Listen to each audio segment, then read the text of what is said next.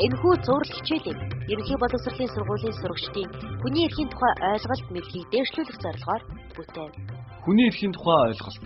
Хүний эрхийн хамгийн дээд зорилго бол бүх хүний эрхэм зэргийг хүндэтгэх явдал юм. Хүний эрх, хүн төрөлхтний нийтлэг хэл. Хүний эрх, бүх нийтийн үүрэг хариуцлага.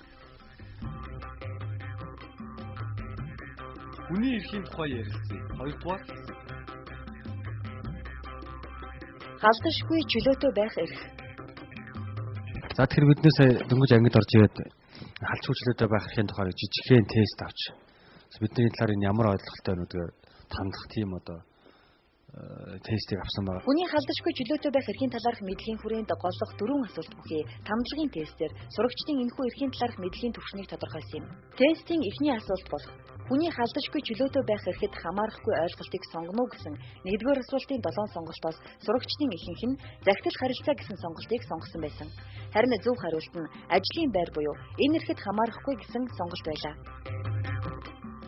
Гэхдээ тестийн ерөнхий дүнгээс үзвэл хүний халдашгүй чөлөөтэй байх эрхийн талаар хүүхдүүд маань нэлээд үнэн зөв, итгэл үнэмшилтэй, тодорхой мэдлэгтэй байгаа нь харагдаж байлаа. Халдашгүй чөлөөтэй байх эрх.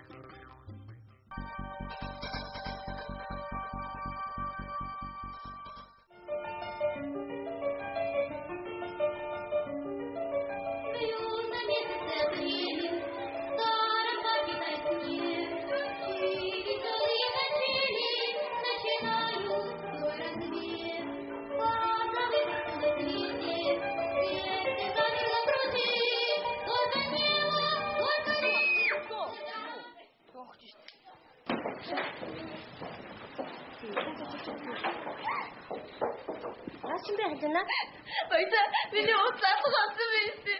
Чи сайн үтсэн юм уу? Цүнхэнтэй хийсэн үү? Үтсэн. Баярлалаа, би гараад ирсэн чи авах гоцсон байсан. Ямар сони ингэ. Али бусаад ир чи авсан юм шиг.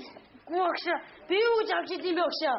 Чи гөлөч хичээл авсан юм шиг байна да. Багш, наад чи эвдэж чигсэндээ батагийн зүгнээс мөнгө алга болсон. Наад чи ганцаараа л ангид байсан. Булгаач царайцаа гэж бүргсэн. Үгүй агш, би аваагүй агш. Агш би аваагүй агш. Би юу гэж авч идэв юм бэ агш? Авсан бол чи гараад. Би чиний авсыг аваагүй үстэй. Али.